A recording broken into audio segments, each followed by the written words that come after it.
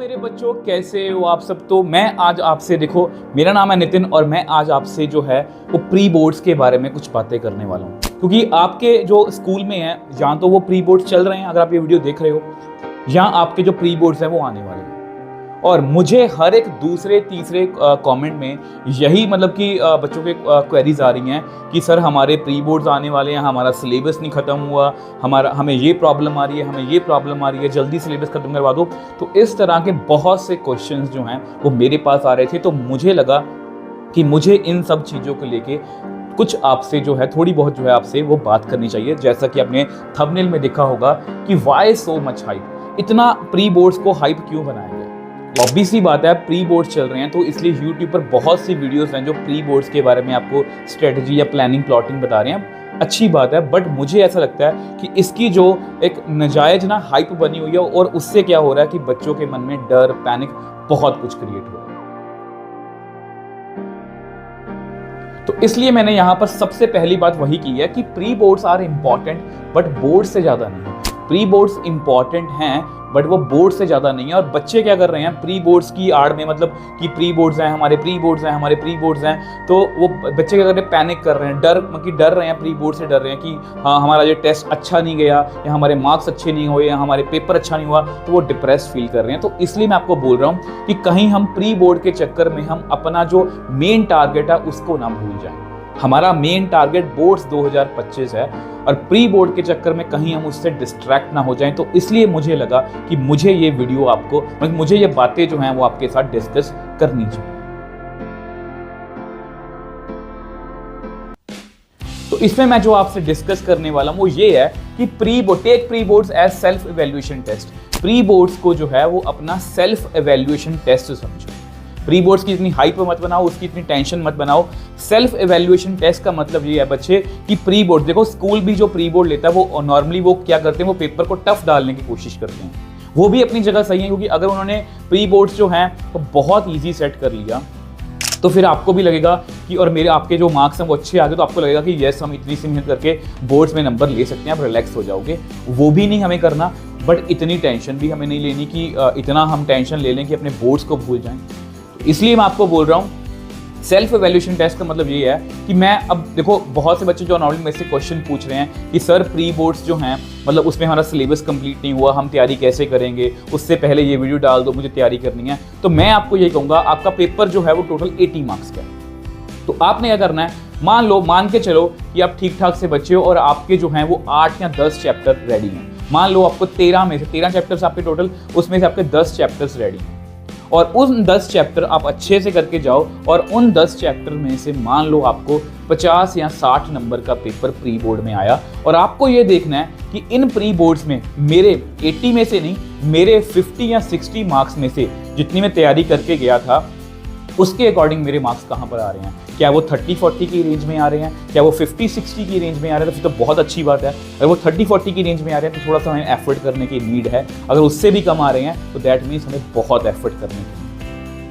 ठीक है। तो इसलिए बोल रहा हूं कि अपना जो प्री बोर्ड्स है उसको सेल्फ इवैल्यूएशन टेस्ट की तरह लो कि हम कहां पर खड़े हैं। आप ये सोच के देखो, प्री बोर्ड्स का पर्पस भी यही था कि आपको जस्ट ये देखना है कि मैं कहां पर खड़ा हूं, क्या बोर्ड से पहले मैं जो पेपर देने बैठूंगा तो मेरे ऊपर कितना प्रेशर आएगा, वो सब आप हैंडल कर पाओ। प्री बोर्ड इसलिए बने हैं और इसको इसी तरह रहने दो, इसको नाजायज जो है वो बिना बात के हाइप जो है वो मत बनाओ। अब देखो यहाँ पर मैं कुछ टिप्स की बात करूंगा। तब टिप्स में सबसे पहली बार मैं आपको यही बात कहूंगा कि बच्चे प्लीज अपना सैंपल पेपर जरूर देख के जाना। प्री बोर्ड्स ऑलमोस्ट उसके आसपास ही बनेगा। बहुत से स्कूल्स में हो सकता है कि वो जो आपका सैंपल पेपर है उसी को प्री बोर्ड्स में डाल दें। तो पहली टिप तो मैं आपको यही दूंगा। दूसरी टिप जो मैं आपको देने वाला हूँ कि आप जो है, जैसे मान लो आपका प्री बोर्ड हो गया, आप एनालिसिस करो। आप एनालिसिस करो, लिखो कि कौन कौन से चैप्टर मेरे को आते हैं, कौन कौन से चैप्टर मेरे को आते हैं और कौन कौन से चैप्टर्स जो हैं। देखो मैं आपको हमेशा बोलता हूँ, हमेशा अपने पास छोटे बहुत, जैसे मैं माइंड मैप्स बनाता हूँ, मेरी शुरू से आता है कि मैं हर एक चैप्टर को माइंड मैप से करवाता हूँ। तो आप कोशिश करो इस तरह के कुछ चैप्टर्स लिखो कि ये मुझे कुछ चैप्टर आते हैं, ये मेरे ईजी चैप्टर हैं, ये मेरे मतलब कि ये मुझे आते हैं, ये मैं कर लूँगा। और कौन कौन से चैप्टर्स ऐसे हैं जो मुझे बिल्कुल नहीं आते, जहाँ पर मुझे मेहनत करने की नीड है। आपको पता है मैं इससे पहले भी EMT टेक्निकल आ चुका हूँ, जो आपको क्लास 12th में बोर्ड्स में तैयारी करने के लिए बहुत हेल्पफुल टेक्निक है। उस वीडियो का थंबनेल आप यहाँ पर देख सकते हो, डिस्क्रिप्शन में मैं उसका लिंक दे दूंगा वीडियो का, आप जाके चेकआउट कर सकते हो। तो यहाँ पर आपको ये देखना है कि हमें कौन से चैप्टर, कौन से हमारे स्ट्रॉन्ग पॉइंट है, कौन से हमारे वीक पॉइंट्स हैं, स्ट्रॉन्ग पॉइंट्स पर कैसे काम करना और वीक पॉइंट्स पर कैसे काम करना, वो आपको देखना है। और प्लानिंग और प्लॉटिंग के बिना बार बार बोल रहा हूँ, आप बोर्ड्स में जो है वो अच्छे मार्क्स नहीं ला सकते। अल्टीमेटली देखो, पास सबने हो जाना है, पास होना कोई बड़ी बात नहीं है। बट देखो, मुझे पास से याद आया, अभी इस वीडियो के जस्ट 1 या 2 दिन बाद मैं एक वीडियो ला रहा हूँ जिसमें मैं 3 मेन स्ट्रेटजीज ला रहा हूँ, क्योंकि हमारे पास 3 तरह के बच्चों को, मैंने स्ट्रेटजी को 3 तरह से डिवाइड किया है कि जो बच्चे बहुत एवरेज हैं, जो जिनको लगता है कि मैं पास भी नहीं हो पाऊंगा, वो कैसे तैयारी करेंगे, कौन कौन से चैप्टर्स करें। और कुछ बच्चे जो मीडियम बच्चे हैं, वो अपने मार्क्स जो है वो 80% 90% के आसपास कैसे ला पाएँ, और जो टॉपर्स बनना चाहते हैं कि 98-99% मार्क्स कैसे ला पाएँ। तो वो स्ट्रेटजी की वीडियो नेक्स्ट 1 या 2 दिन में आ जाएगी। तो वीडियो को अभी से लाइक और शेयर कर दो, चैनल को सब्सक्राइब कर लो। ऐसी वीडियोस मैं आपके लिए लाता रहता हूँ और वीडियो में आप मेरी ऑनेस्टी जो है वो देख सकते हो। अब नेक्स्ट जो है, ये मैं आपको पर्सनली अपनी तरफ से कुछ बता रहा हूँ, आपके अंदर थोड़ा सा आपको माइंडसेट, थोड़ा सा आपको मोटिवेट करने के लिए। यहाँ मिलेगा फॉलो यूर 4 P's। मतलब पहले P की अगर हम बात करें, पहला P है हमारा प्रायोरिटी। प्रायोरिटी का मतलब अब आपको ये डिसाइड करना है कि हमारी जो प्रायोरिटी है वो क्या है, कि आपको जो है अब ये देखना है कि मेरे बोर्ड्स पास आ गए हैं, अब बाकी सब डिस्ट्रैक्शंस छोड़ दो या लिमिट कर दो, उसको कम से कम कर दो। मुझे दोस्तों के साथ अब घूमने नहीं जाना, मुझे दोस्तों के साथ उसके साथ कुछ बातें नहीं करनी, फालतू की बातें नहीं करनी, गेम्स नहीं खेलनी, मुझे बस बोर्ड्स दिखने चाहिए। आपकी प्रायोरिटी यही है कि मेरे बोर्ड्स में मार्क्स जो हैं वो अच्छे आने चाहिए, ठीक है।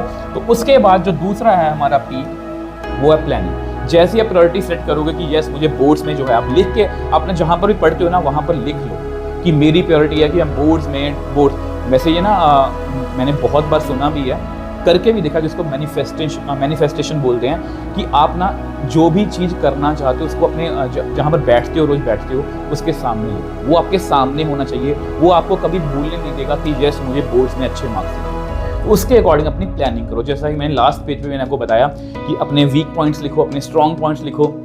ऑब्वियसली बात, जो चैप्टर इजी हैं उन पर हम कम मेहनत करेंगे, और जो चैप्टर्स मुश्किल है उन पर हम ज़्यादा मेहनत करेंगे। तो प्लानिंग आपके पास प्रॉपर होनी चाहिए। उसके बाद आपके मन में एक पॉजिटिविटी जरूर होनी चाहिए। बच्चे इन दिनों में ना, ये बच्चों को कोई नहीं बताता, सब प्लानिंग प्लॉटिंग बता रहे हैं, स्ट्रेटजीज बता रहे हैं, बट मैं आपको यही कहूँगा कि प्लीज़ बच्चे, ये लाइफ आपको एक ही बार मिली है, तो इसमें बी पॉजिटिव रहोगे तो आप बहुत कुछ अचीव कर सकते हो। और पॉजिटिव रहने के लिए मैं आपको कुछ रेकमेंड करूँगा, तो प्लीज़ सुबह उठ के जब भी आपको टाइम लगे, तो प्लीज़ 10-15 मिनट योगा जरूर किया करो। योगा कोई एक्सरसाइज नहीं है, योगा कोई स्ट्रेचिंग नहीं है, बट योगा जो है ये आपको अलाइन करेगी। ये मैंने दिलजीत दोसांझ जो सिंगर है उसको सुना था, और ये मैं अपनी लाइफ में इसको मैंने इम्प्लीमेंट भी किया कि योगा वाकई ही आपको, आपकी जो लाइफ है उसको अलाइन करता है। आपका जो माइंड है आपको मेंटली बहुत स्ट्रांग बनाता है। तो आपको योगा जो है वो जरूर फॉलो करना चाहिए।